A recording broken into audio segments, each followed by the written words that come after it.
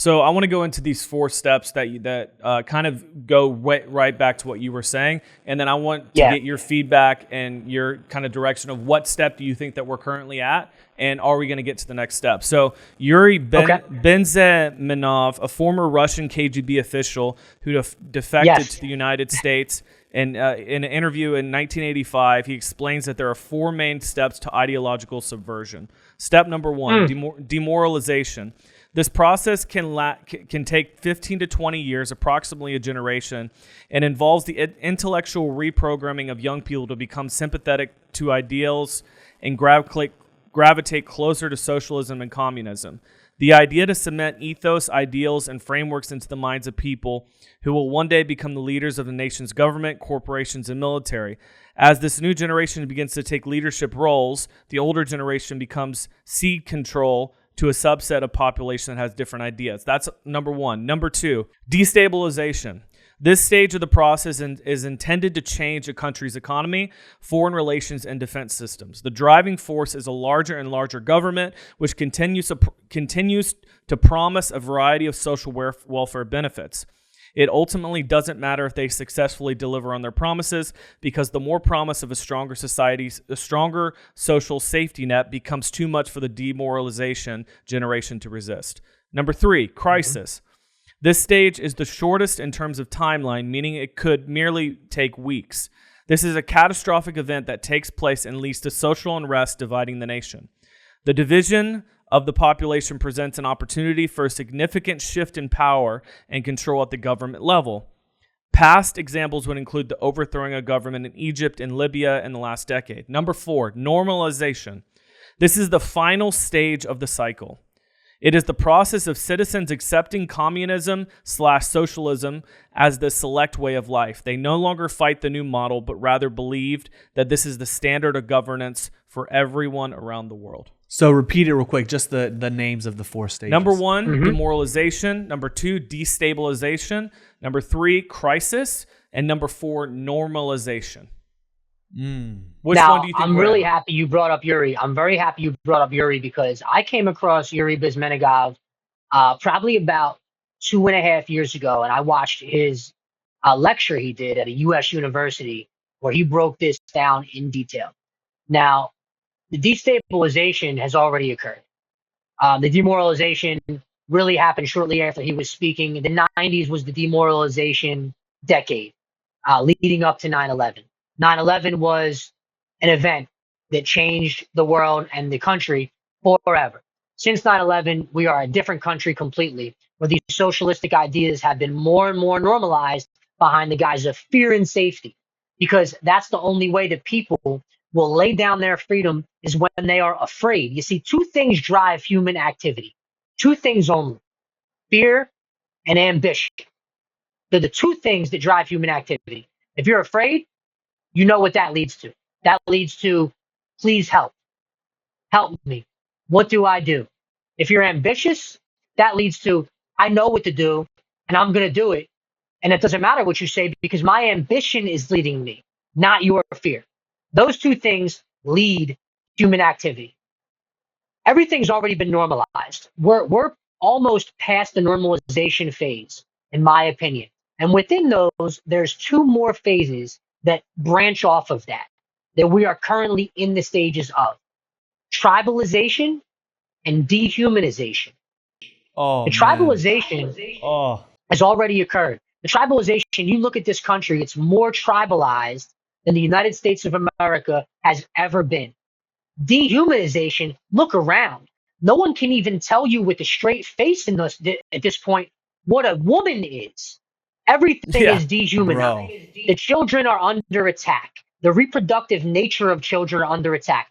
They're passing laws in California right now that state that if a child comes to a teacher in school and says, I want to be a woman if they're a boy, or I want to be a boy if they're a girl, the teacher doesn't even have to tell the parents.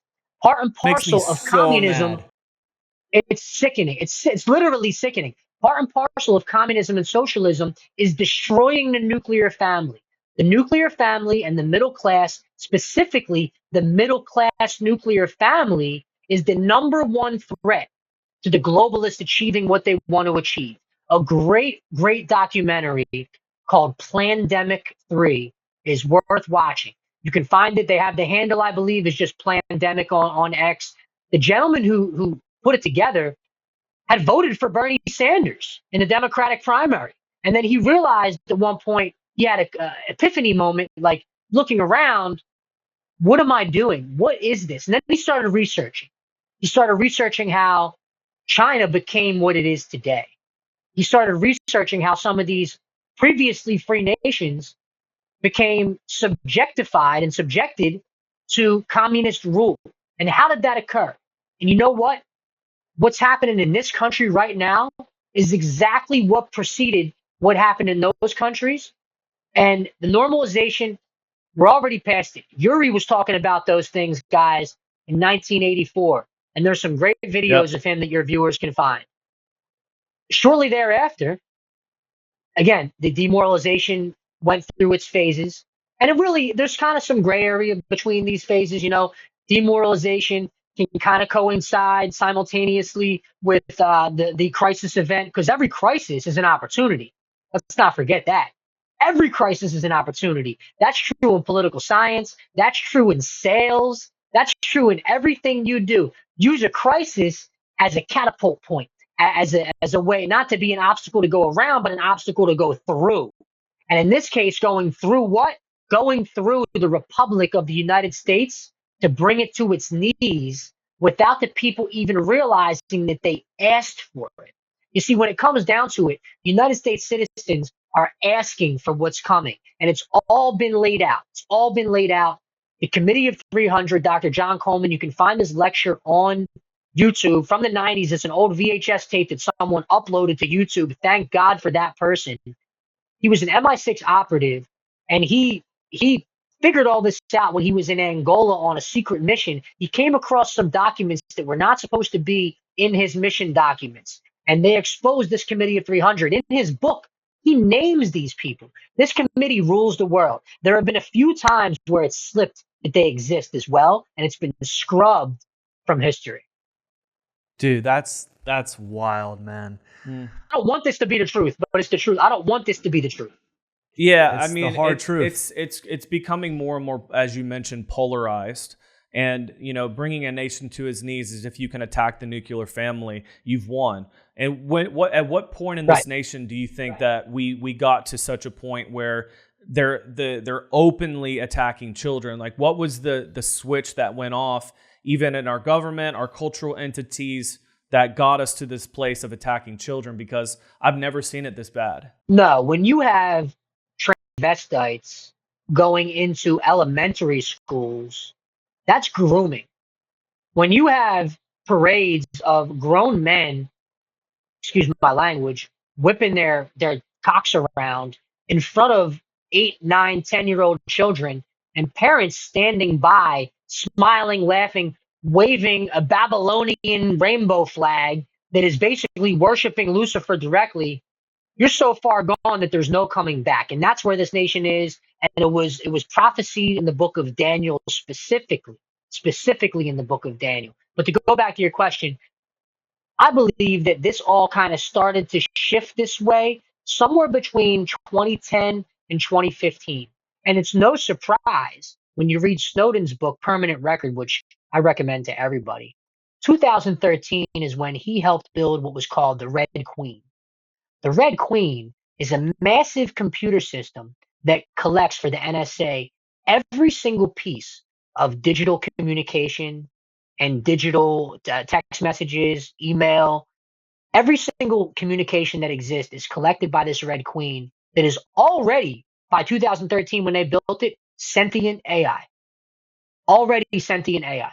2013. Snowden exposes this in his book. This is why they want him jailed too. This is why he can't come back to the U.S. because he was sick with what he learned, and he was still, before he exposed everything, he went to work every day for months, and he had the overnight shift, and he would go to a computer he wasn't supposed to be at, and he found a way to get around their tracking system to get all this stuff off those computers to expose it so nobody would know. But in his book, he explains the Red Queen. That was 11 years ago, guys. That was 11 years ago. where do you think that device, that sentient device, is now? Everyone talking about the moment of clarity for AI when it knows what it is. I got news for everybody. That's just a mainstream message. We're already there. We're already there. How and why do you think when you go on Facebook, and if I've done this experiment many times on my Facebook, I go up and I put something up along the lines of psychological warfare is attacking your children. Lucifer's in direct control of all these systems. Open your eyes, right? One like, and it's my mother. They're not showing it to anybody because the AI is controlling that. But then I could put up, True. oh man, Jake Paul is so wild, man. This dude is a monster. I love watching him fight. 74 likes. Because the idea is when you can keep people with the veil covering their face of truth and they don't have God in their life, they have no compass, then they have no way to even know that the veil exists to begin with. And that's what has happened from like 2010 to 2015 to now. And personally, I believe, and I hate to say this because I love life and I have big plans for life and I want to do things. I'm building a couple great businesses right now. I believe that within the next 5 calendar years, they will collapse the monetary system. The United States as we know it will probably cease to exist, and they'll come in with this big global solution at the United Nations. It's going to take another big pandemic. It's going to take a collapse of the money system. It's going to take some kind of event like that where they have plausible deniability for even causing it. Because the built-in plausible deniability is how this all works. It has to be plausible that this just happened and no one made this happen. Of course they made it happen because these structures have been in place with that exact end goal for decades, since the coup d'etat, really, of JFK being eliminated from the whole system. If you like this clip and want to watch another one, click right here. And if you want to watch the entire podcast, click right here.